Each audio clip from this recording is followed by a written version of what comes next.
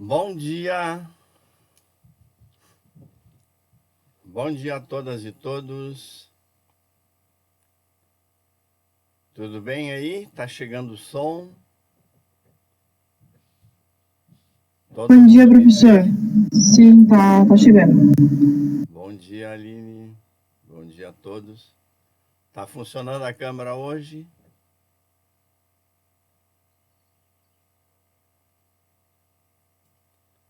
Sim, tudo bem, que maravilha.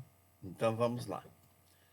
Essa foto aqui é para chamar o sol para a gente, né? Hoje está um pouco nublado, assim, tá ruinzinho o tempo. Então vamos chamar essa luz toda aí para nos ajudar nessa aula de hoje, tá bom? Hoje nós temos vamos dividir a nossa aula em dois momentos. Uma delas é só concluir aquela parte dos substratos. Tem um videozinho para mostrar para vocês e só concluir aquela parte. Depois a gente vai fazer nossa primeira aproximação da parte de praças e parques e jardins, que vocês já fizeram algumas atividades. Então vocês vêm para esta aula já, sabe, frente a frente comigo. Vamos discutir um pouquinho sobre jardins, sobre como eles funcionam, sobre como é que se projeta, quem é que tem direito, quem está autorizado a projetar jardins. Vocês já pensaram nisso? Vocês já viram as combis andando por aí escrito assim, paisagista? Que na verdade o sujeito é um cortador de grama, nenhum desmerecimento a nenhuma profissão. Mas paisagista é um termo, uma denominação de uma profissão regulamentada, né, nos devidos órgãos de controle do Ministério do Trabalho, dos CONFEAS e CREAS e outros organismos, né, de controle. Ok, então eu vou tirar essa apresentaçãozinha aqui, porque ela tem um bom dia para vocês, e vou trazer um videozinho para a gente dar uma olhada no que é que eu gostaria de mostrar para vocês sobre substratos, tá bom? Aí depois a gente abre uma conversa, abre uma discussão e vamos ver se a gente constrói então esse conteúdo juntos aí, tá bom? Então, nós vamos dar uma olhadinha nesse vídeo que eu gravei aqui em casa mesmo. Um dia desse eu vou pegar minha câmera, vou fazer uma volta aqui para o meu jardim. Eu acho que eu já falei para vocês. Na próxima aula a gente fala sobre jardim especificamente. Daí eu vou dar uma caminhada aqui no meu jardim para mostrar para vocês alguns detalhes aí. Então, se todos estão me ouvindo, eu vou botar esse videozinho aqui e a gente abre logo em seguida para conversas, tá? Pensem na aula passada. Vocês lembram os conteúdos da aula passada? A gente falou sobre substratos, sobre um pouquinho sobre embalagens, sobre alguns materiais, e a gente viu que substrato não é solo, é um outro foco que a gente tem que olhar para dentro de um vaso. O vaso não é um canteiro. A gente vai fazer uma aula sobre preparo de canteiros na semana que vem, mas esta é a aula que fala sobre o substrato dentro de uma embalagem, tá bom? Então preste atenção e vão anotando aí ao lado as dúvidas. Claro que o cinegrafista e o ator não são da Globo, tá bom? Brincadeira.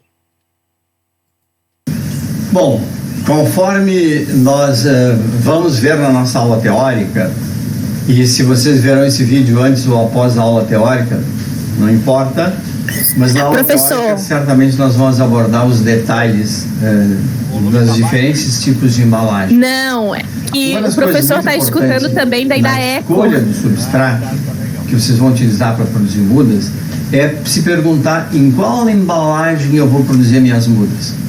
É num vaso grande, num vaso médio, num vaso menor ou num vasinho pequenininho?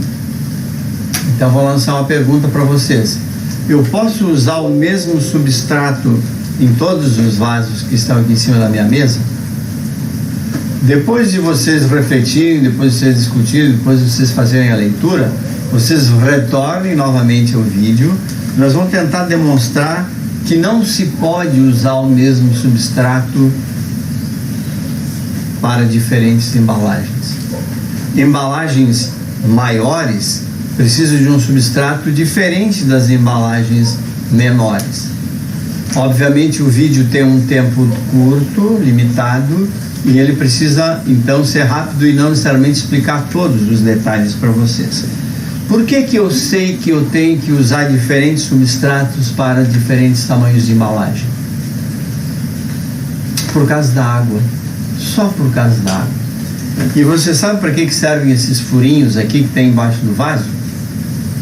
Para botar dinheiro fora. O furinho que tem aqui é para jogar dinheiro no lixo. Mas como assim, professor? Por que faz uns furos então? Não, o furo é feito para drenar o excesso de água. Só que cada gota d'água que sai daqui leva embora o seu dinheirinho que comprou os nutrientes para colocar para a planta se desenvolver. Então, é tão importante a questão da irrigação, a questão da quantidade de água que vocês vão colocar na sua produção de mudas, que é premissa fundamental. Cada tamanho de embalagem tem que ter um substrato com a característica que atenda essa demanda, especialmente no que tange a água. Vou fazer uma pequena demonstração e lançar uma pergunta. Quem que toma banho com maior pressão no chuveiro? Quem mora no segundo andar do prédio ou quem mora no 10º andar do prédio? Certamente vocês vão me dizer que no segundo andar tem muito mais pressão d'água. E aí eu vou perguntar lá para vocês refletirem um pouco sobre aquilo que o pessoal da hidráulica do curso de agronomia falou para vocês. Por que será que no segundo andar ele toma com maior pressão? Seria a mesma comparação que a gente faz aqui, ó. O pessoal que mora no 10º andar, o pessoal que mora no 5º andar, o pessoal que mora no 3º andar e quem mora no 1º andar. Tá certo? Ou é exatamente o contrário para nós aqui, ó? Para nós aqui é quem mora no 10º, quem mora no 5º, quem mora no 4º e quem mora no 1º andar. Então, em cada local desse vai ter uma pressão de água que vai botar o seu dinheiro fora. E na agronomia vocês aprenderam que essa pressão de água se chama a altura da coluna de água. Como é que eu posso demonstrar isto, já que o meu substrato ele preenche completamente o vaso e eu não enxergo como é que a água se comporta dentro de cada uma dessas embalagens? Então, eu acho muito interessante. Quem que bolou isso aqui, eu aprendi nos Estados Unidos, esse sisteminha de demonstrar como é que funciona a água, a coluna de água, com uma esponja de lavar louça. Olha que legal, e vocês certamente nunca mais vão esquecer como é que se comporta a água dentro de um vaso. Essa esponjinha aqui, ela representa para nós um determinado tipo de substrato, não importa qual, é um substrato específico. E eu vou simular nessa esponja 4 tamanhos de vasos. E vamos ver como é que essa água se comporta em cada um desses tamanhos de vasos. Então, não sei se dá para ver direitinho, ó. Se eu pegar aqui uma embalagem bem pequenininha, assim, ó, ela vai segurar a água desse jeito, não tá pingando água, tá na altura do recipiente, o recipiente está segurando nesse substrato essa quantidade de água. Mas observe o que vai acontecer agora, que eu vou aumentar o tamanho do recipiente, ó. Eu vou deitar minha esponjinha. Vocês observam que está saindo água aqui, eu não estou apertando, hein? Minha mão está completamente solta. Não estou apertando. Se eu aumentei o tamanho do vaso aqui, a água vai embora com mais facilidade. Ou seja, o pessoal do 3º andar, do 4º andar está tomando mais pressão, o chuveiro com mais pressão do que quem mora lá no 1º andar. Ou ao contrário. Não, quem mora no 1º andar é que vai tomar com mais pressão. Olha o que eu vou fazer agora. Eu vou morar no 1º andar agora. Não estou satisfeito com essa minha pressão aqui, ó. Vou aumentar o tamanho do vaso. Um vaso maior.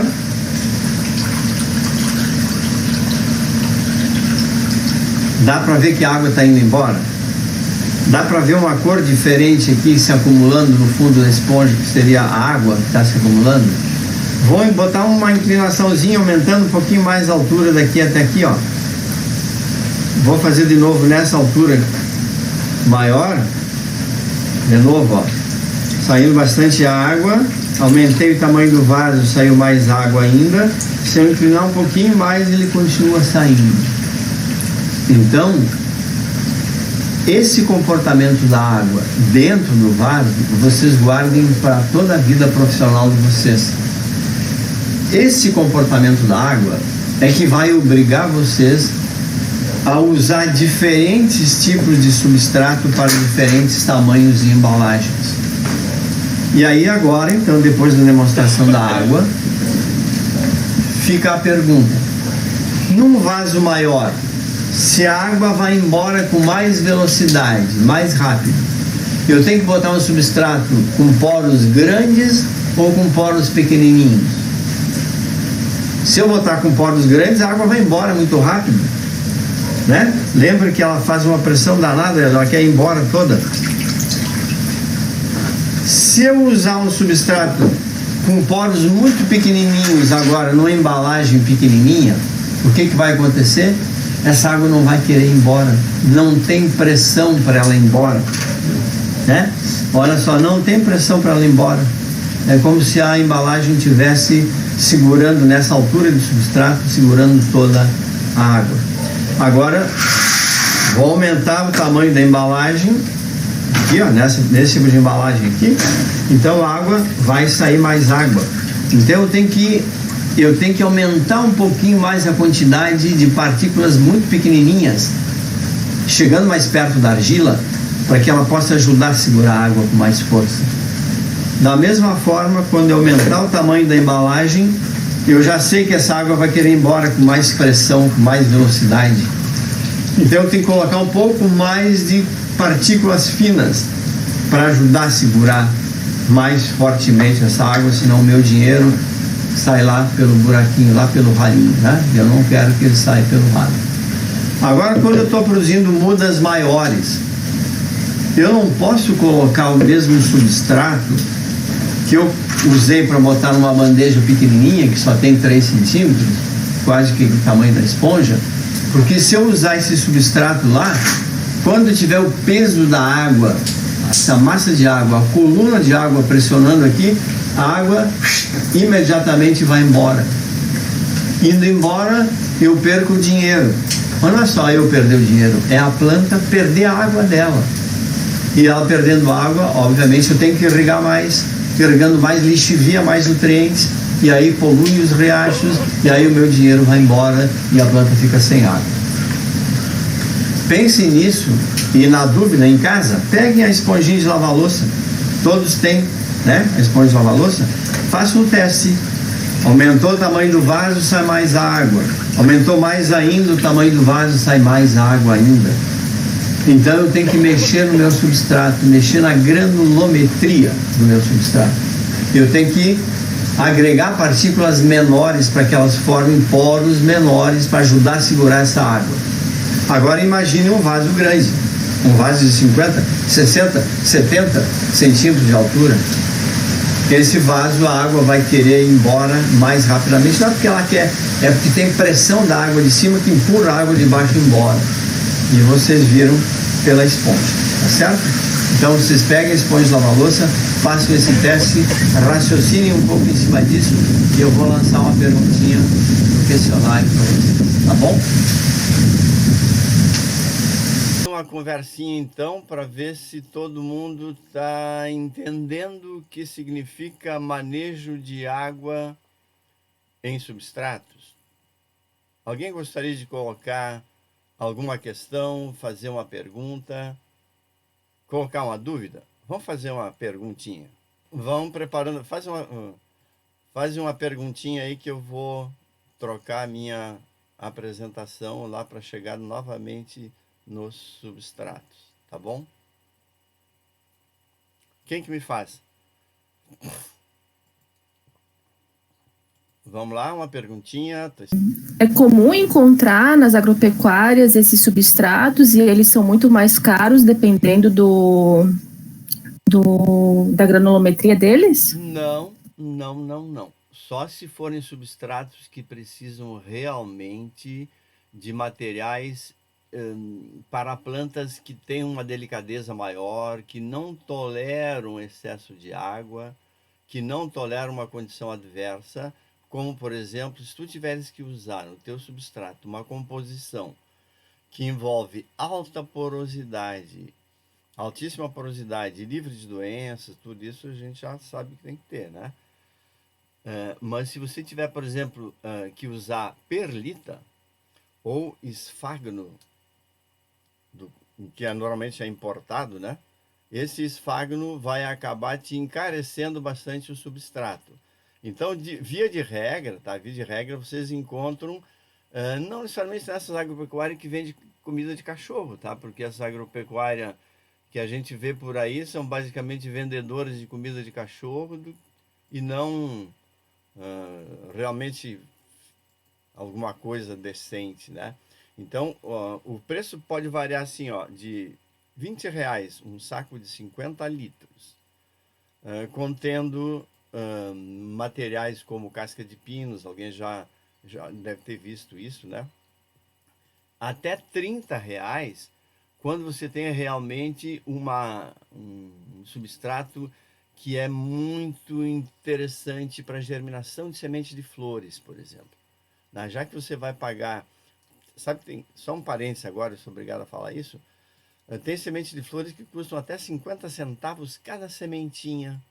Então, se você vai jogar essa semente de 50 centavos num substrato ruim, aí não vale a pena, né? Então, vale a pena pagar R$ 32 por 50 litros de substrato que tu pode fazer 12 bandejas de 128 mudas, equivalendo a 1.800 mudinhas, né? E aí tu vai vender a R$ 1,20 cada mudinha, então vale a pena realmente fazer o uso de um substrato melhor.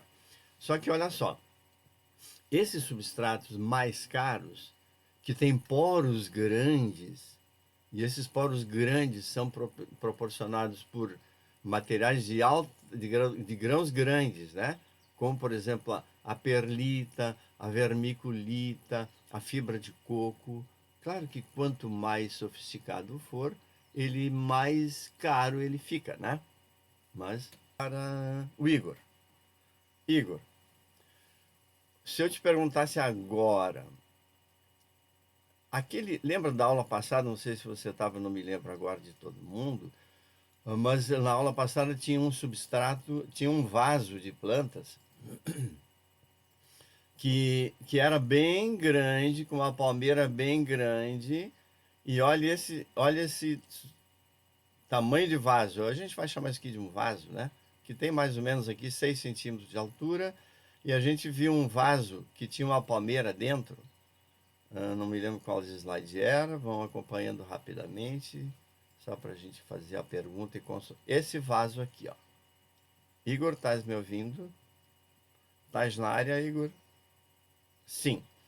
Olha só, esse vaso aqui, na aula passada, a gente falou que ele teria mais ou menos 60 centímetros de altura, 50 a 60 centímetros de altura.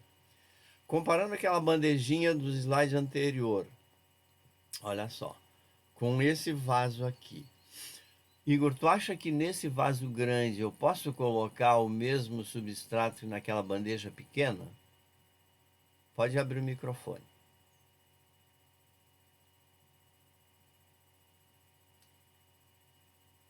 Igor, pode abrir o microfone? Não tem microfone, Igor. Então escreve rapidamente aqui. Sim ou não? Acredito que não, né?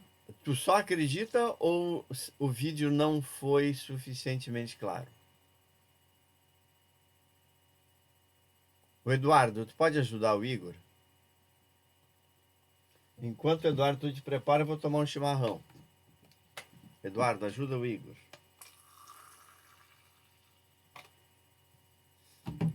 Eduardo, abre teu microfone, por favor.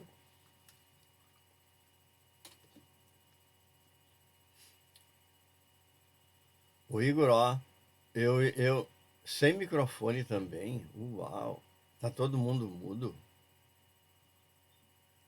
Me diz uma coisa, olha só, o Igor, ó, as necessidades das plantas vão ser diferentes, mas o vídeo, será que eu não fui claro o suficiente para dizer que não é necessariamente a necessidade da planta, e sim a velocidade com que a água vai embora do teu vaso? Quem gostaria de ajudar o Igor aí, por favor? Daniele, tu tá com teu microfone aí para ajudar?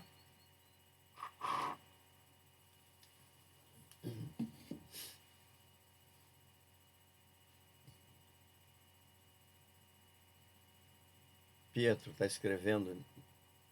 Fala aí, Pedro. Daniele. Tens microfone, Daniele? Em vasos maiores, devido a maior pressão, a água escorre mais rapidamente, Igor.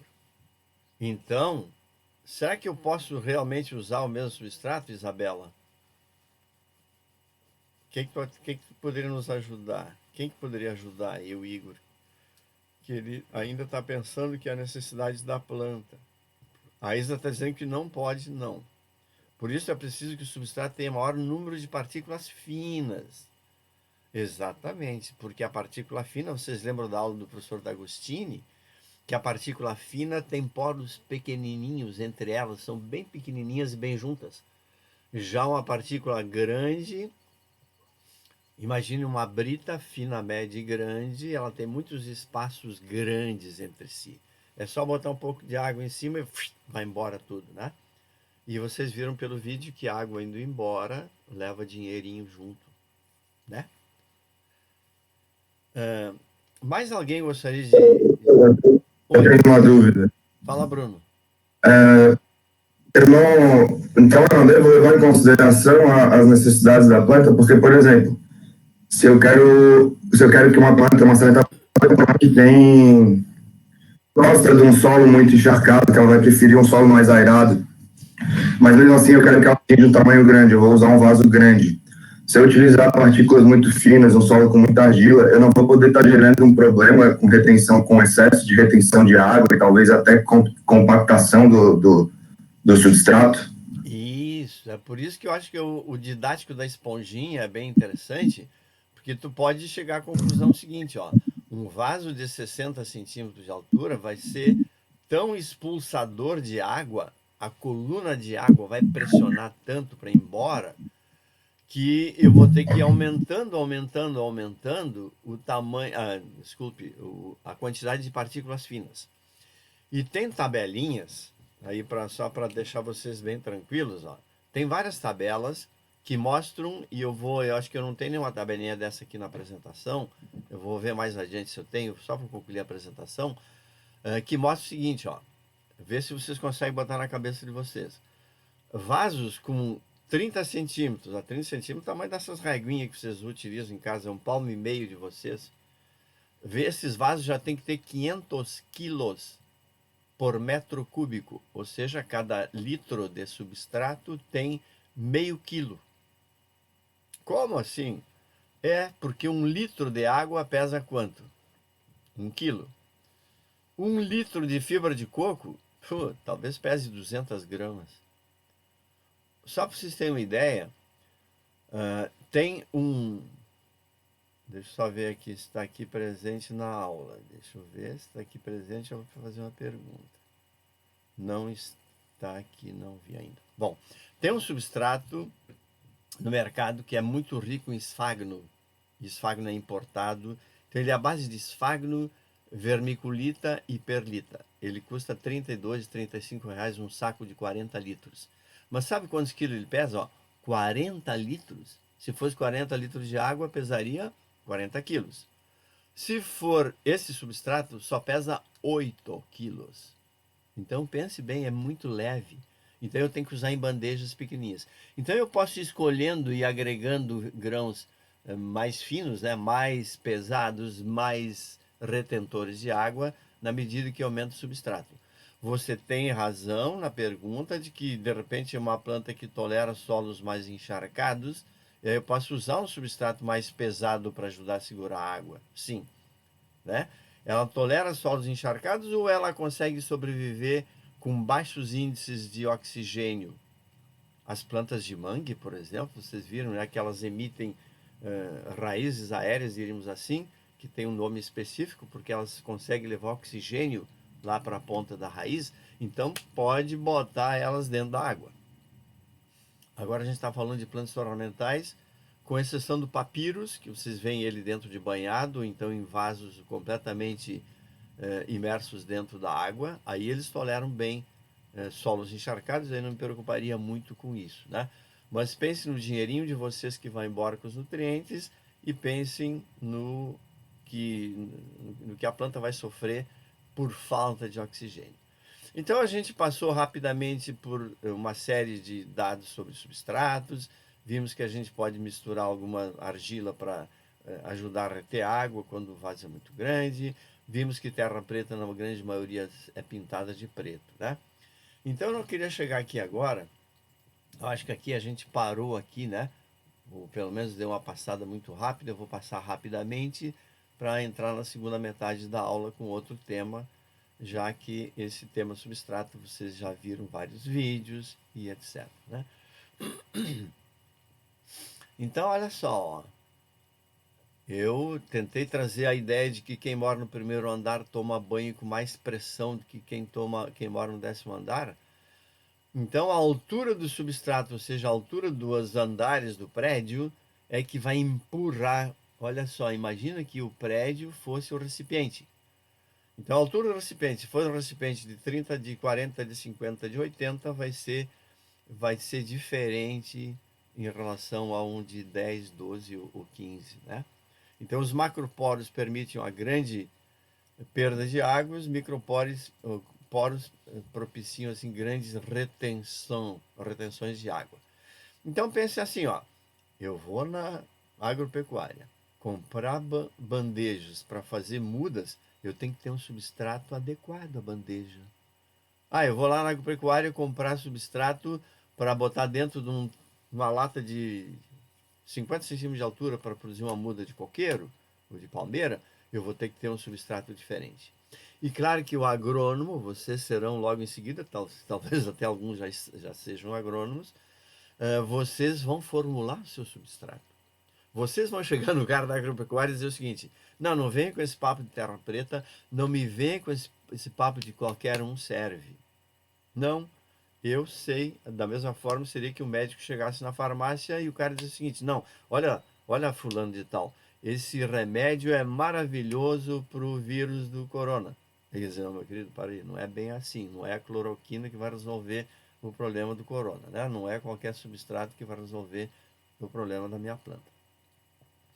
A gente acho que já passou por esse a gente falou da salinidade, falou de plantas bem resistentes e plantas rústicas, falou da capacidade de troca de cátions, falou do problema de toxinas que pode ter no substrato, né, micro-organismos, falou que a gente pode, não sei se acho que a gente não chegou aqui, não me lembro, mas olha só quantas coisas tu pode misturar entre si, ou isoladas, né? Pode botar turfa para ajudar a reter água, não tem lá muitos nutrientes, tu tem que agregar nutrientes, tu tem que corrigir pH. Olha só, quem conhece turfa, quem é de Araranguá sabe o que é uma turfa. Já tem um videozinho que eu vou pedir para vocês olharem. A turfa é rica em ácidos úmicos. Os humus de minhoca, por exemplo, o verme composto, é rico em ácidos úmicos. E normalmente ácidos diminuem o pH. Então eu sou obrigado a corrigir o pH do substrato. E esses dias eu estava lá no CCA gravando um videozinho, vai chegar para vocês aqui mais uns dias. Uma pessoa que trabalha com jardins me disse: professor, eu estou querendo começar a fazer terra preta para vender. O que o senhor acha? Bom, eu acho que pode ser um bom negócio, né? Mas tu sabe isso? Não, não sei. Tu sabe daquilo? Não, não sei. Então como é que tu vai fazer terra preta? Ué, é só misturar casca de arroz com barro, não é, professor? Bom, então aqui, ó, as cascas. Casca de pinos, eucaliptos, bagaço de cana, torta de algodão. Eu posso misturar torta de mamona. Torta de mamona a gente fez alguns trabalhos, quase todo semestre a gente faz trabalho com torta de mamona, torta de nim.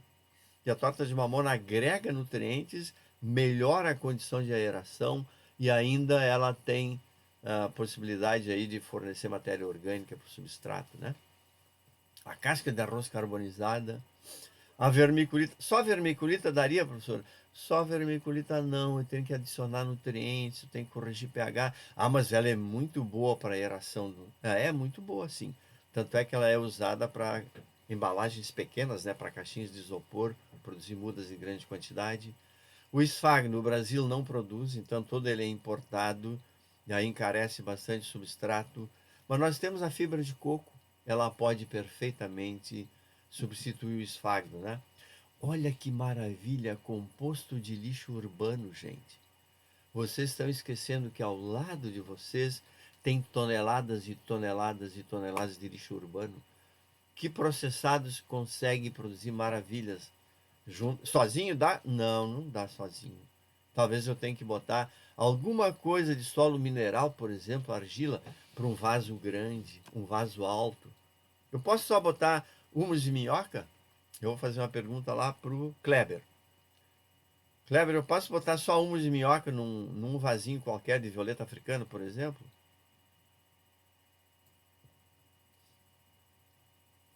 Não, né? Por que será que não pode? Ô, professor, eu já fiz um teste em casa com humus de minhoca, que eu tava fazendo um experimento e daí sobrou. Sim. Eu fiz, só que o que aconteceu? Ele secava e encolhia muito, e daí a planta acabou morrendo por causa disso. Se eu não regava quase todo dia, ele secava demais. Isso. E daí a planta morreu. Eu esquecia de regar ela todo dia e daí não deu certo. Aí eu vi que tinha que sempre misturar alguma coisa. Porque ele é muito... Quando ele seca, ele diminui muito o tamanho dele. E daí ele racha e não deu certo. Então, olha só a observação do Lucas, ó. Sozinho, o humus de minhoca não consegue resolver o problema. Eu tenho que agregar alguma coisa nele. Eu tenho que separar as partículas dele. Posso usar vermiculita, posso usar casca de arroz, eu posso usar fibra de coco, né? Eu tenho que agregar sozinho, ó, sozinho, nenhuma dessas aí, com areia sozinha dá? Não dá.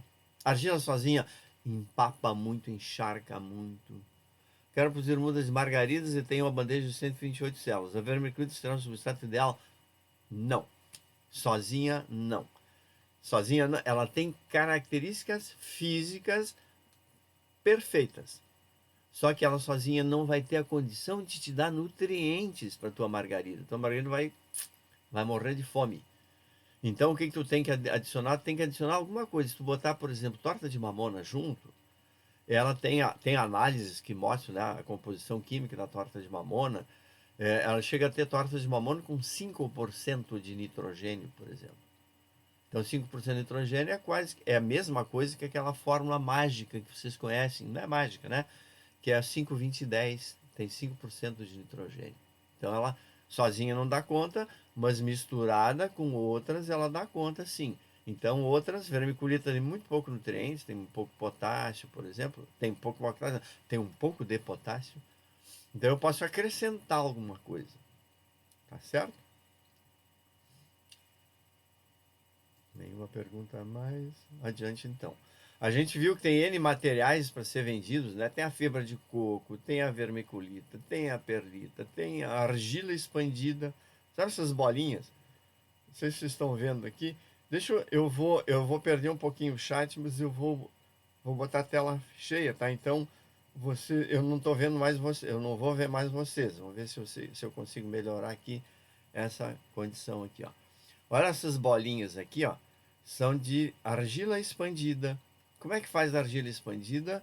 Pega bolotinhas de argila bem pequenininha, ela tipo uma peneira que vibra, faz bolinhas pequenas, e elas são sopradas para dentro de um forno de altas temperaturas e ela explode, essa bolinha explode como se fosse uma pipoca. E ela produz então uma bolinha com grande aeração, com baixo peso, né? Baixa massa, ou seja, de baixíssima densidade. Quem de vocês já viu a perlita? A perlita também é essa pipoca, é como se fosse uma pipoca, e ela é produzida da mesma forma, não, muito semelhante. Só que a perlita é uma rocha, escava na natureza e tem esses grãozinhos, essas partículas como se fossem grãozinhos de areia, joga ela para dentro de um tubo de 1.200, 1.300 graus e ela explode como se fosse uma pipoca. Então, a pipoca, imagine vocês pegam 100 gramas de pipoca, estouram numa panela, enche a panela de pipoca. Ou seja, aumentou bastante o espaço entre as pipocas e a água vai embora. Então, maravilha para aumentar a porosidade de poros grandes. Então, se tiver um substrato de poros muito pequeninos, mas é excelente, como, por exemplo, verme composto, como composto de lixo urbano, como as compostagens em geral, né? Claro que um composto em processamento ainda tem partículas grandes, como é o caso do composto de lixo urbano, só que se eu for botar dentro de uma bandeja pequenininha, não sei se vocês já experimentaram, mas o composto de lixo urbano numa bandeja pequena, ele encharca a bandeja. Eu preciso misturar com alguma coisa. Se alguém puder usar o microfone para me falar, eu não estou vendo mais vocês, tá? Porque eu estou com tela cheia aqui. Ô, professor. Oi. Oi, eu fui ontem comprar num viveiro, fui comprar substrato, e o cara me falou de um substrato diferente que era só para rosa do deserto. O que muda em relação ao outro? Rosa do deserto é uma planta que, por o próprio nome comum dela, né? É uma planta já que tolera bem uma condição de deserto, então ela não pode estar encharcada nunca, né? Então esse cara que quis te vender dizendo que é tudo a mesma, ele precisava assistir essa aula de substratos. E não é porque eu sei sobre substrato, é que eu li, revisei, pesquisei, experimentei, dou aula há 30 anos disso. Não, tem sim.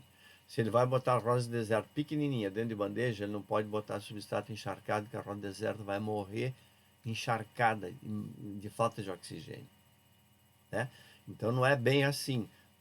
Se tu deres uma lida em qualquer capítulo sobre substratos, você vai poder voltar lá e dizer para ele, ó, meu querido, no próximo cliente que tu vier, tu orienta assim, ó, desse jeitinho aqui. Pense nesse bonsai, ó. Esse é um bonsai de uma viagem que eu fiz no Arboretum de Washington. Essa planta tem mais de 100 anos. Essa planta aqui de buganvília, isso aqui é uma buganvília, olha que maravilha. Essa aqui é minha esposa Alina, que é arquiteta paisagista, também professora da Federal de Santa Catarina, no curso de arquitetura. Ela estava junto comigo e aí eu aprendi muito com ela sobre paisagismo. Tá? Aqui é olha só, um vasinho pequenininho, tendo que dar conta de uma planta desse tamanho e desse tamanho.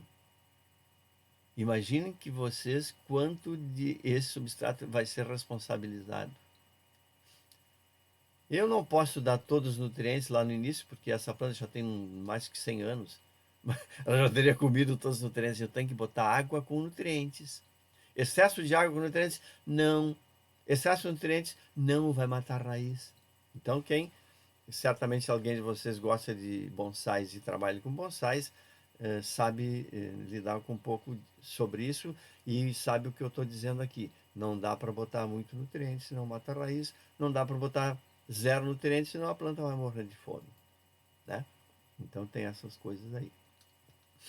Um garden center, isso aqui é nos Estados Unidos, quando eu estava no Canadá, eu ia seguido para lá, porque tinha amigos em Nova York e Washington. Um garden center, gente, olha só. Esta agropecuária aqui, que não só vende comida de cachorro, mas é um garden center, que entende de plantas. Olha só, gente, quantos tipos de cores tem aqui e quantos tipos de substrato tem nessas cores diferentes aqui. E, obviamente, marcas diferentes. Tem desde lã de rocha até argila para você compor na sua casa, no seu canteiro. E, obviamente, quando você vai vender e vai produzir uma roseira num vaso de 25 a 30 centímetros de altura, não vai poder ser o mesmo substrato que nesse tipo de florzinha pequenininha aqui, que teu vaso tem 12 centímetros de altura. Ou então o vaso que tu vai pendurar. Oi. Professor, Oi. Uma pergunta. O que seria mais vantajoso? Fazer seu próprio substrato ou comprar o composto já pronto, para a produção assim em massa? Em massa, tu quer dizer assim, quantas mil mudas? Assim, no caso, para vendas, né? Não assim para fazer em casa, Só para casa. pouquinhos vasinhos, sabe? Comercial mesmo. Ok. Então eu vou te responder de uma outra forma que não diretamente sobre substratos. Tu imagina a seguinte pergunta. A Volkswagen, quando faz um Fusca, será que vale a pena para ela produzir o parafuso, a roda, a calota? Não, ela compra pronto os parafusos, compra pronto a calota, compra pronto os pneus e monta o carro. Então fica as seguintes, eu vou rapidamente falando e aí vocês podem ir deduzindo. Mais adiante um pouco vai aparecer um slide de um produtor que a gente sempre visita, especialmente com os meninos da floricultura, que são mais interessados, talvez mais especificamente interessados nesse tema. Ele fazia substratos e hoje continua fazendo em volumes imensos. Ele compra caminhões de 25 metros cúbicos e mistura os substratos entre si de acordo com a embalagem que ele vai trabalhar.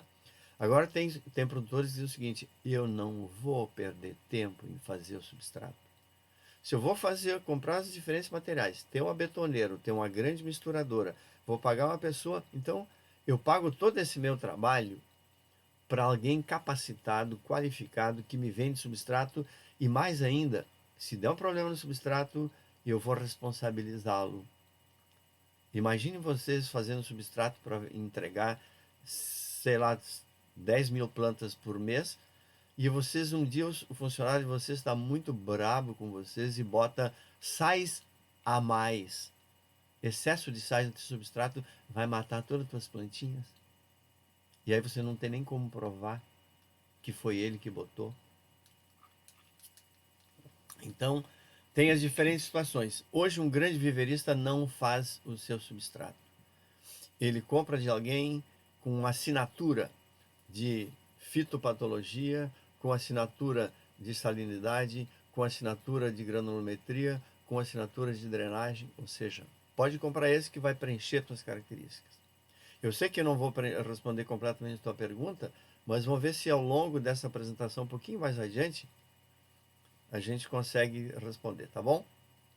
Olha só, qual substrato atenderia essa condição? Um vaso pendurado aqui, ó, ele não pode ser o mesmo do que esse vaso que está no solo. Um vaso pequenininho pendurado tem que ser um substrato muito leve. Ah, mas o substrato leve perde muita água, professor. E aí o sujeito, pô, como é que eu vou dar água para um vaso desse aqui? Eu tenho que subir no poste? Levar uma cadeirinha, botar água no...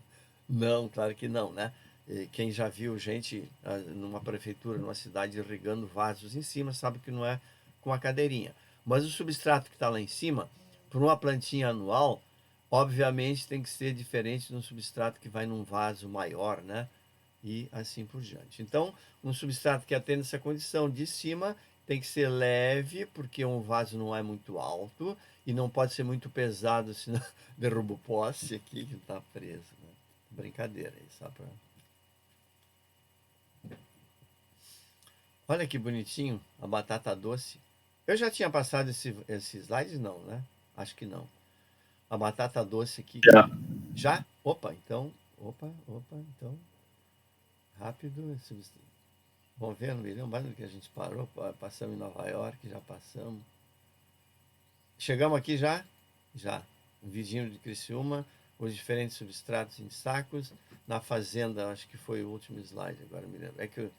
Não, esse aqui foi o último slide. Esse aqui é um slide de bromélias, então não pode ser um solo muito pesado. Está aqui o exemplo da pergunta que você me fez. Ó. Vou produzir meu substrato ou vou comprar ele pronto? Vocês conhecem esse ônibus, né? UFSC, aqui. Então, essa é a nossa viagem de estudo, que a gente ia para lá, no tempo do ônibus ainda, e a gente levava os alunos, e olha só o que o cara faz. O cara compra montanhas de serragem. Serragem, professor? Mas serragem precisa se decompor, e as bactérias, para decompor a serragem, elas vão comer o meu nitrogênio do substrato e a planta vai ficar sem nitrogênio. Ah, mas aí, meu querido, ele vai compensar essa falta de nitrogênio colocando adubos, colocando misturas que são mais ricas em nitrogênio.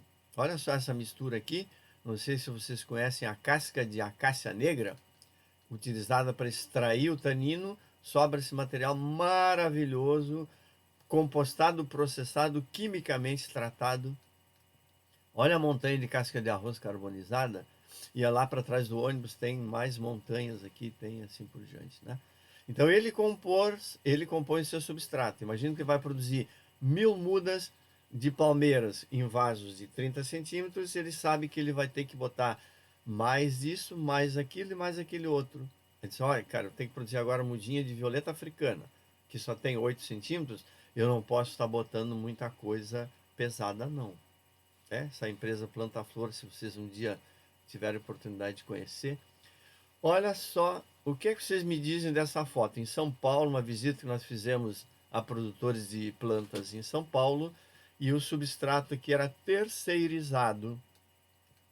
Ele terceirizava para um outro cara que empregava basicamente mulheres. Estão vendo aqui? Não estou evitando o rosto nessa foto, no outro aparece. O que vocês acham? Tá legal esse ambiente de trabalho? Tá bom esse local? Como é que vocês podem me dizer?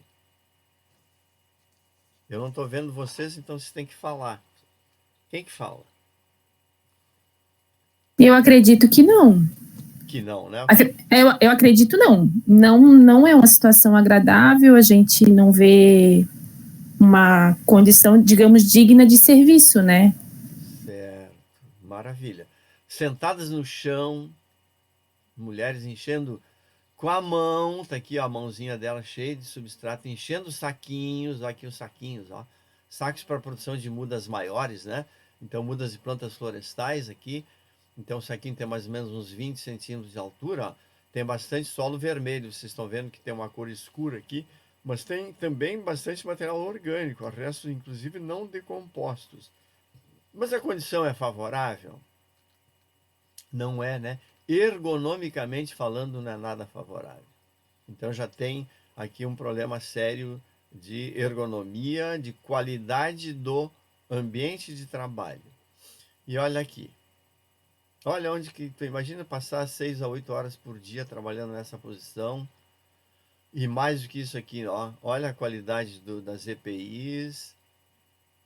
Então, pelo amor da agronomia e da qualidade de vida das pessoas, nunca me coloque ninguém trabalhando nessa condição. Se vocês um dia forem profissionais contratados, você vai dizer o seguinte, meu querido, olha aqui, ó, eu não aceito essa condição. Você vão trabalhar aqui, vão construir um ambiente adequado de trabalho, tá bom?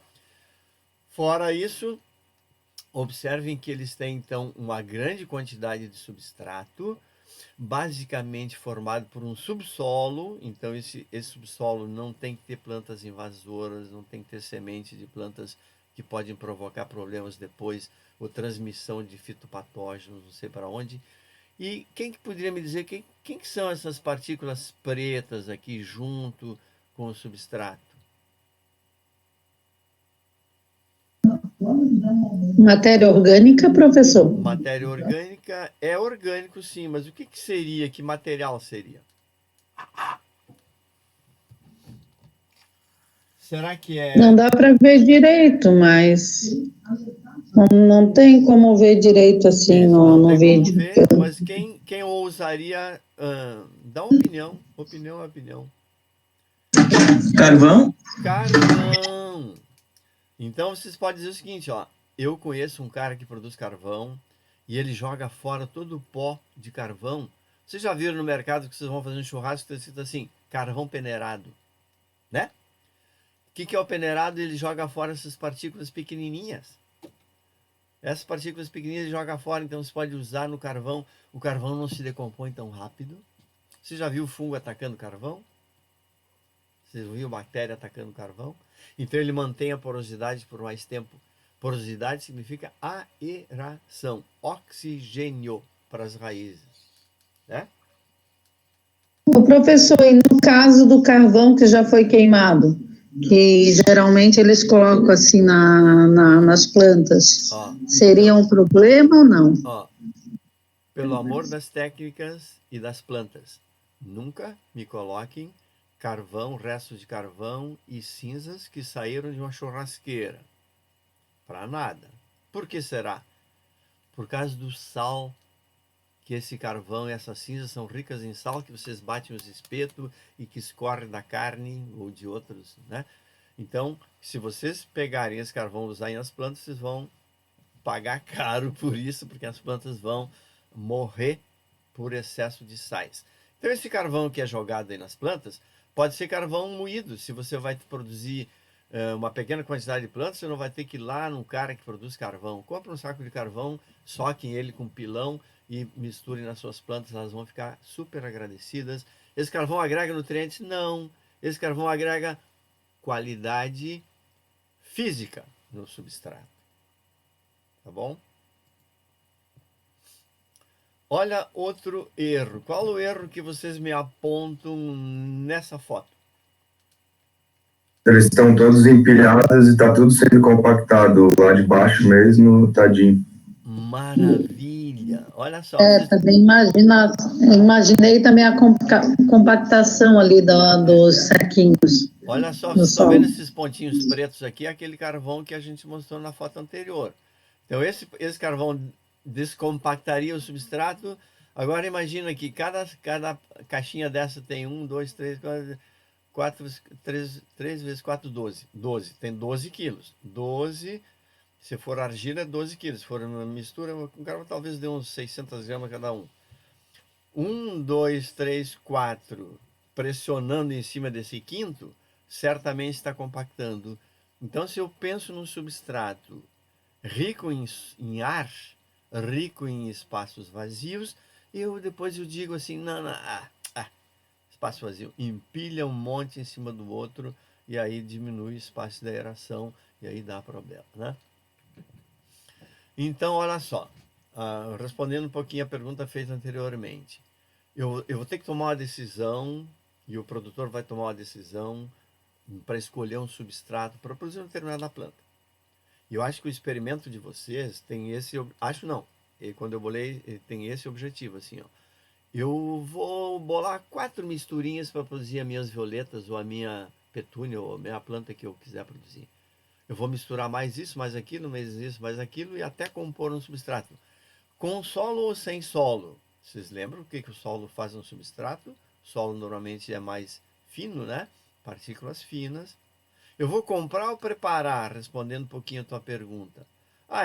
Eu só vou produzir mil mudas. Eu não vou preparar um substrato. Eu corro o risco de errar no substrato. E aí eu vou ter que recomeçar de novo. Agora, se eu conhecer bem direitinho os materiais e posso fazer um ensaio preliminar em copinhos. Eu já testei. Como alguém falou, não, o humus de minhoca sozinho não dá não, porque ele mata a planta. Né? Então vocês começam a deduzir vocês mesmos, sem o professor dizer, sem a literatura orienta vocês na metodologia e vocês mesmos concluem, né? O número de componentes, eu tenho que misturar um pouco de argila, um pouco de areia, um pouco de esfagno, um pouco de brita, Caramba, é muito, eu tenho que ter 38 misturas em casa. Quanto é que me custa isso? Gente, ó, falei para vocês, se vocês vão comprar tudo e produzir, por exemplo, vou pegar um substrato que tem no mercado, não ganho nada para falar, mas a Carolina. Certamente vocês já viram um substrato escrito Carolina. E não vão lá na agropecuária e comprar terra, tá? Compre substrato. Professor, Oi. Teve uma pergunta sobre esse substrato. Tem uma pergunta onde no... O do Marcelino, no chat. Ok. É que eu não estou vendo aqui com tela cheia. Tá, depois, Marcelino, depois eu volto para a tela normal, daí vocês... Eu olho lá, tá bom? Quanto é que me custa? Gente, vocês fizeram uma continha, acho que foi numa pergunta daquela provinha, se eu compro 50 litros por R$32 e consigo produzir 1.500 mudinhas, caramba, eu nunca tinha feito a conta. De repente, cada mudinha daquelas me custa só 2 centavos. Será que eu vou ousar produzir meu substrato? E se eu erro, eu vou deixar de vender uma muda por R$1,30 só por causa de 3 centavos, ou 5, ou 10 centavos? Então, quanto é que me custa isso? Me custa muito caro fazer em casa ou me custa mais caro eu comprar? Eu sempre tenho, qualquer uma dessas alternativas, eu tenho que pensar assim, qual é a função do substrato para a raiz? É só reter água?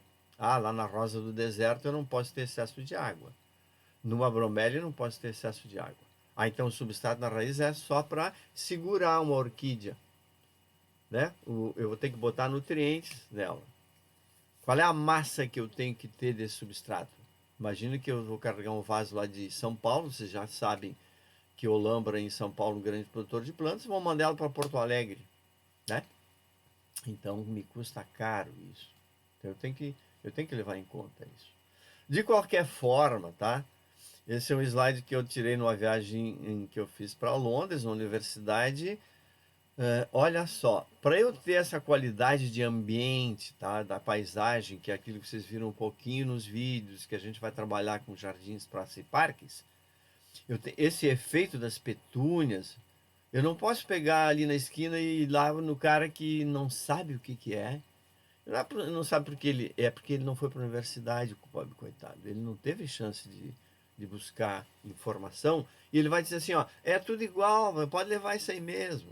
Não. Se eu quero produzir uma petúnia dessa qualidade aqui, para botar na janela, numa rua de Londres, eu não posso botar qualquer coisa que não é tudo igual, não. Isso aqui numa grande estação de trem, também em Londres.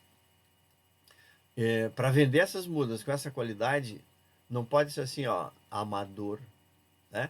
Eu tenho, e aí que tal? É por isso que vocês estão se formando. Estão se formando para ter conhecimento, para ser um profissional que dá dicas, orientações e ganha dinheiro, o seu salário, ganha o seu sustento e se satisfaz. Eu sou um sujeito plenamente satisfeito, independente do salário que eu ganho na universidade, porque eu trabalho com essas coisas lindas aqui. Então, vocês sabiam que a petúnia é uma planta brasileira? Origem, o centro de origem é na América, especificamente aqui no Brasil. Obviamente, nós importamos todas as sementes de petúnia. Ninguém produz semente de petúnia no Brasil com qualidade e se importa toda a semente de petúnia. Então, para produzir esse tipo de planta, eu preciso dessa qualidade. Deixa eu ver que horas são. Não estou vendo mais meu reloginho aí. São 8h30. Está muito cansativo? Dá para tocar mais 15 minutos? Posso? Opa, não estou vendo ninguém. Vocês ainda estão aí? 15 minutos dá, professor. Tá, ok. Então Contados. Todo mundo topa, fica frio aí. Nós temos vermiculita, eu não vou entrar então em todos os detalhes, porque essa aula vai estar gravada e vocês verão ela, né? A vermiculita, que é uma rocha que eu retiro ela do solo, preparo ela tem uma grande capacidade de armazenar água, ela é cheia de partículas assim empilhadinhas, ó, e aí a água fica ali no meio, e a planta vai lá e pega a água e puxa a água para ela, né? É normalmente usado nos viveiros de produção de mudinhas, né? Porque ela cobre a superfície, é fácil da planta romper essa camada, da plântula, né? Romper essa camada, não é compactada, não compacta, então ela pode ser usada para plantas sem problema nenhum. Olha só o que eu escrevi aqui, ó, vermiculita agrícola. Normalmente ela é lavada para usar na agricultura, porque ele sabe que tu vai usar não é para produzir soja nem milho, mas para produzir plantas. Porque sabe como é que é vendida a vermiculita normalmente que vocês encontram? Se vocês vão numa loja de material de construção, por exemplo, Casa d'Água, Cassol, ou outras lojas grandes, eles vão te vender vermiculita, eles nem sabem que dá para usar para planta. Eles vão te vender vermiculita para fazer isolamento térmico em construção civil. Então vocês vão comprar essa vermiculita, até pode dar um banho nela, deixar lavar um pouquinho os excessos aí, que normalmente ela não é lavada, e pode usar. Eu vou passar rapidamente, tá? Vocês vão ficar com essa aula aqui e vou mandar os slides. Olha só que legal, ó. Esse aqui é um substrato numa grande empresa. Se a gente tivesse muito tempo, a gente poderia trabalhar nisso. Quando eu vou trabalhar em viveiros de plantas para vocês, vou retomar isto. Esse é um substrato para enraizamento de mudas de eucaliptos e de oliveira. Essa empresa, no Rio Grande do Sul, ela vende milhares de mudas de eucalipto e de oliveira, né? Que é a produtora de azeitonas. Todo o substrato que ela usa, isso aqui são são tubetes cheio de material riquíssimo em vermiculita, porque eles querem porosidade, eles querem oxigênio para o desenvolvimento das raízes, tanto de eucalipto quanto de oliveira. Todas elas produzidas a partir de estacas, tá? Não, nenhuma é produzida por semente aqui. Então precisa de substrato bem drenado. Quando vocês forem fazer muda de qualquer coisa, substrato bem drenado. Então a vermiculita pode ser, e ele compra assim, ó, substrato pronto. E ele até foi feita essa pergunta para ele nessa visita, e ele disse assim: não, eu não vou deslocar 10 funcionários para produzir substrato, vai me custar isso, aquilo. Eles não são especializados, eles vão errar na mistura, e eu prefiro comprar pronto. A fibra de coco, gente, olha que maravilha. A fibra de coco, enfim, ela se consolida como um excelente substrato e ela veio substituir o xaxim. Vocês talvez nem tinham nascido ainda, mas o xaxim estava em vias de extinção e aí foi feita uma lei, enfim, proibindo o corte de xaxim. E aí a fibra de coco entrou substituindo o xaxim de uma maneira tão boa, porque ela não se decompõe facilmente. O xaxim pode demorar até 20 anos, a fibra menos. Mas uma fibra de coco num substrato dura até 10 anos sem se decompor, mantendo as características de aeração. Ele é 100% orgânico, isento de aditivos químicos e é biodegradável. Demora, mas é biodegradável. Não deixa resíduo. Tem alta porosidade, gente, olha só. Ele pode ter 95% daquele volume é espaço vazio. Olha que coisa ali interessante. O sujeito vai vender fibra de coco e diz assim, ó, eu tenho um monte de ar para te vender. E aí, claro que, obviamente, a fibra de coco, quando é comercializada a grandes distâncias, é prensada e aí depois tu solta ela e ela fica assim, grandes espaços vazios. Olha essa foto legal aqui, ó. Mais adiante eu vou ter uma aula sobre rosas com vocês. Essa aqui é uma foto que eu tirei no interior do Ceará, na Serra do Ibiapaba, que está se transformando num polo imenso de produção de rosas. Toda a rosa produzida em vasos no Ceará é produzida com fibra de coco purinha, pura. Ah, mas e aí a nutrição? Tá aqui, ó. A nutrição tá aqui. A nutrição é fertirrigação. Nossa, mas que professor doido, esse cara está dizendo para fazer vasos com fibra de coco e botar água e nutrientes desta forma? Eles chegaram à conclusão que sim. Olha só, nessa parte aqui tá aqui mais vasos, ó. Então, fibra de coco, maravilha de drenagem. Ah, mas vai ser excesso de água? Não. Eu controlo gota a gota aqui, blim, blim, blim. Opa, começou a sair? Então para antes. Se começou a sair é porque vai ter mais saindo. Então a fibra de coco, maravilha de substrato. E olha só, na França, peguei essa foto da internet, o Brasil exporta. O Brasil é um grande exportador de fibra de coco. Olha só que cubo de fibra de coco, então prensada e seca para não pesar, obviamente. E aí chega no local de origem, ela é despedaçada, aberta, né? Esse pacote de fibra de coco. E aí tem diferentes granulometria. Eu posso comprar fibra de coco para produzir mudas em bandejinhas. É bem fina. Posso comprar fibra de coco para produzir num vaso grande. Então não pode ser muito fininha.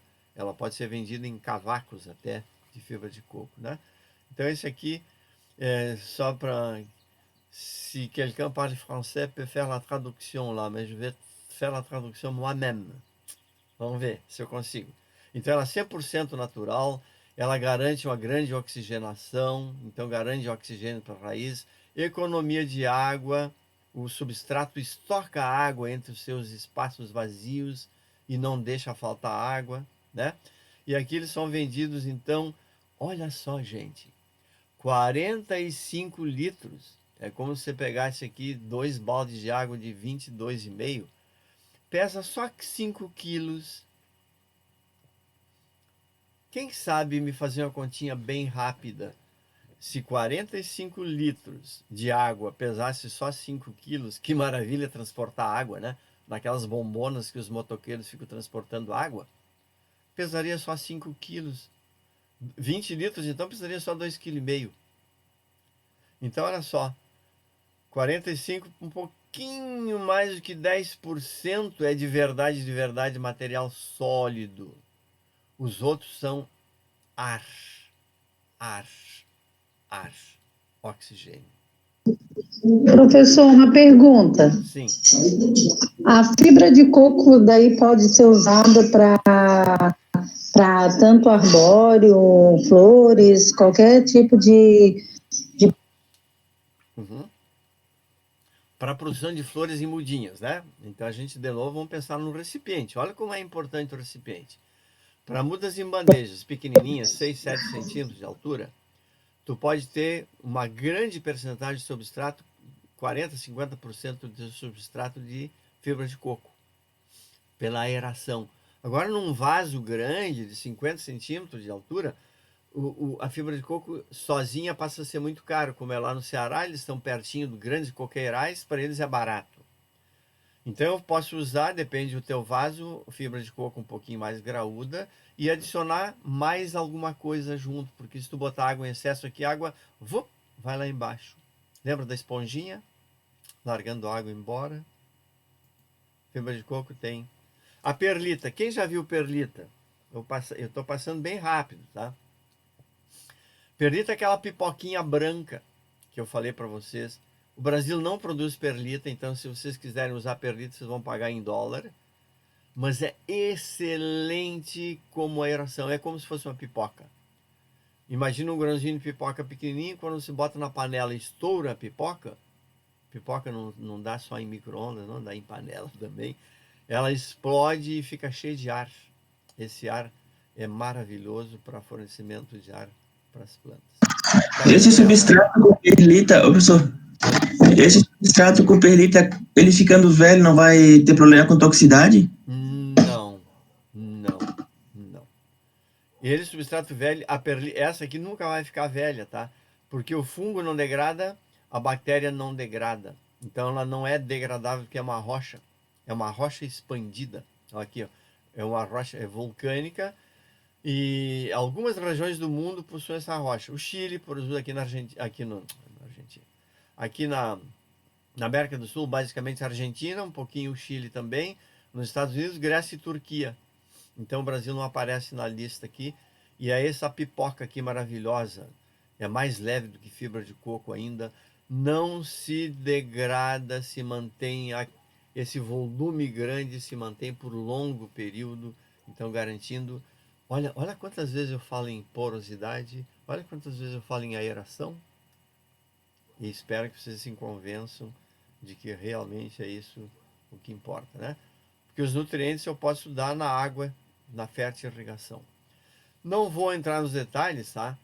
Porque eu vou estar falando isso lá em parte de viveiros de plantas, um viveiro que eu visitei lá na Bulgária, tive a felicidade de conhecer um pouco da Europa, dos confins, e é uma empresa alemã que produz mudas lá na Bulgária, por causa da mão de obra mais barato, e vende todas as suas mudas na Alemanha. Seria a mesma coisa que a Samsung vir produzir telefones aqui para vender, sei lá para onde, né? Mão de obra barata e tal. Gente, olha a uniformidade desses vasos, olha a uniformidade dessas plantas. Não dá para ser amador, não dá para ser qualquer um, não dá para ser aquele vendedor da agropecuária que diz que tanto faz, tanto fez, né? Então, pensem nisso aí.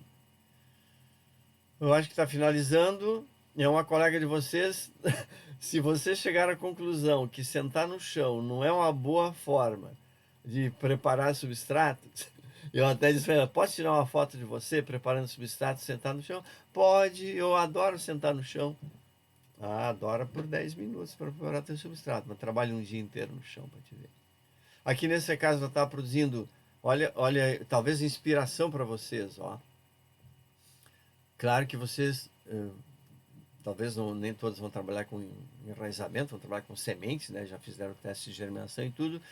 Mas olha que legal o experimento dela. A gente tem uma bandeja lá no CCA que cabe exatamente um copinho de água, e na época o pessoal tomava água no RU.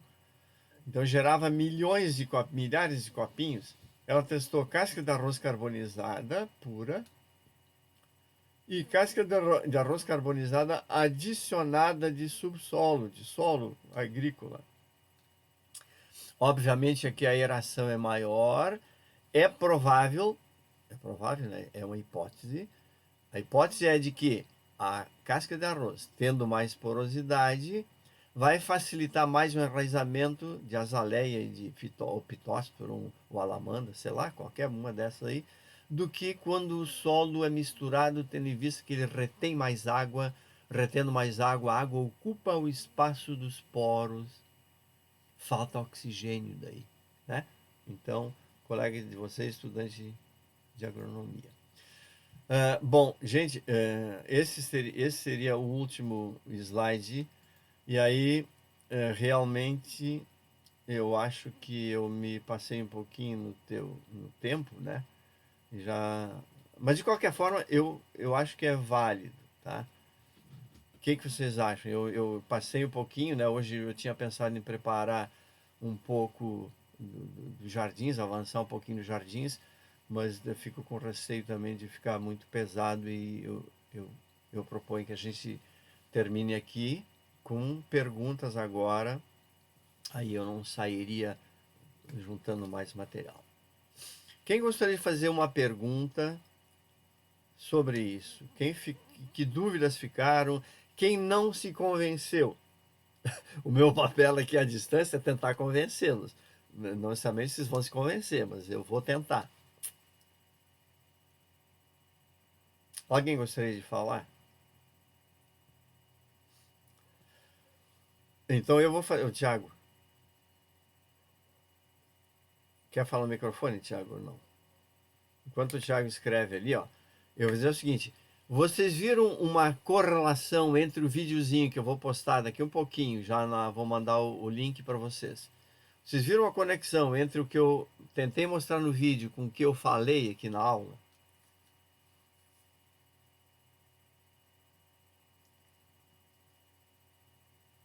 Sim.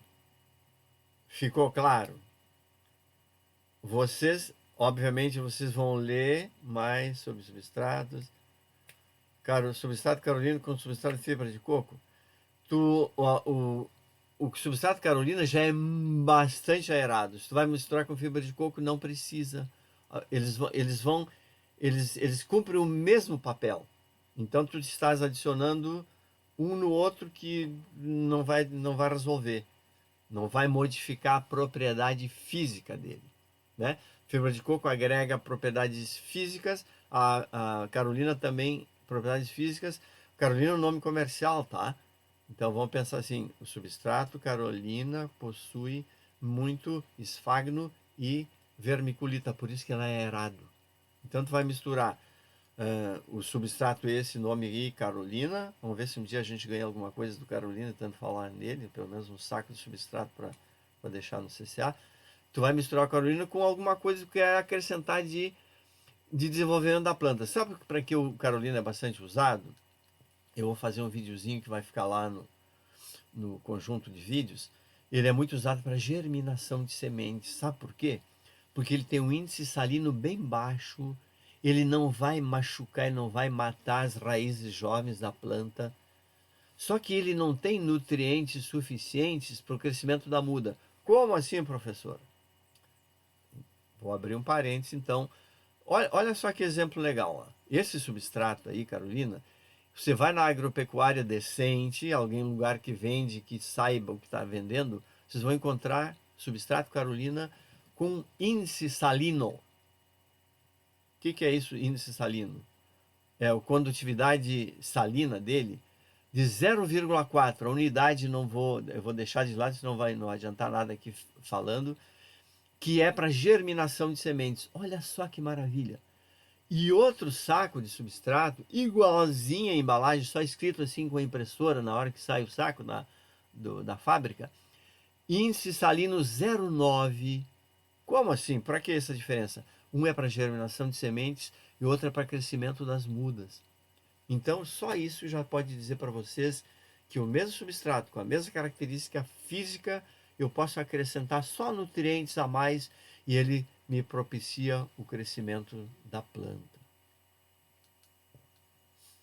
Ô, professor, uma dúvida sobre o trabalho. O senhor colocou aquele que seria para dia 15. Tem como o senhor botar um link no Moodle para a gente enviar por escrito? Tem. Então, olha aqui, ó. No Moodle de vocês, eu vou preferir por escrito mesmo. Então, para todo mundo que está me ouvindo, ó, vamos adotar a seguinte situação. No Moodle de vocês têm condições de me mandar um arquivo, não tem?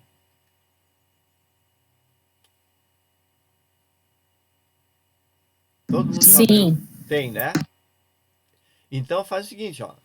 Vão ali no Moodle, preparam um arquivo de vocês e manda, ele chega para mim. Melhor ainda, tá? Lá é um arquivo que chega e acabou. Escrito, né? Eu não entendi, professor. Por exemplo, em vez de mandar...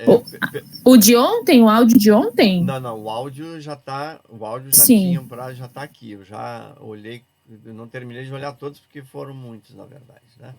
Mas se vocês quiserem mandar um arquivo escrito, por exemplo, eu tô aqui, digitei 10 linhas sobre tal coisa, 20 linhas, que vai ter um determinado momento, vocês podem botar no Moodle de vocês, anexar um arquivo, né? Ele vem para mim. Se o professor abrir a tarefa, como o Vinícius falou, tem que abrir a tarefa. Sim. É que nesse primeiro momento tá bem agitado, porque são 3 disciplinas e um monte de dúvidas que os alunos têm, e eu tenho que corrigir muita coisa, talvez eu não tenha conseguido ainda atendê-los completamente, como vai acontecer daqui um pouquinho mais. Gente, então, todo mundo se convenceu, tá pronto, eu não vou mais falar de substrato, só eu vou referenciar da água, mas não vou mais, tá bom? Acho que foram 2 aulas, mas foi legal, porque a gente já abrangeu aí. Ô, professor, Oi. uma duvidazinha. Quem não entregou a tarefa ontem, tem algum outro prazo ou não? Quem não entregou a tarefa onde? Do áudio? Do áudio, do vídeo, então, que eu não tô saindo de casa para fazer Não, mas tu tens o WhatsApp. Nada, né, no caso. Tu tens o WhatsApp, né? Sim. O pessoal tá mandando pro WhatsApp. Então me manda aí, por favor, que como eu não terminei de passar ainda para minha tabelinha aqui, me mande. Tá, eu mando. Ok, obrigado. Gente, então nós fechamos a nossa aula por aqui, tá bom? Vinícius, seria pedir mais mandasse um arquivo explicando melhor esses trabalhos, porque muitas coisas são para você, acho que não só, mas qual é o WhatsApp? Quem que tá entrando agora que não sabe qual é o WhatsApp? Então mande, por favor, quem está organizando o WhatsApp aí, tem uma pessoa, tem um colega de vocês que está com o número do WhatsApp, tá bom? Gente, então eu vou fechando aqui, vou parar a gravação, mas vou continuar aqui. Se vocês quiserem fazer alguma pergunta, vamos manter aqui.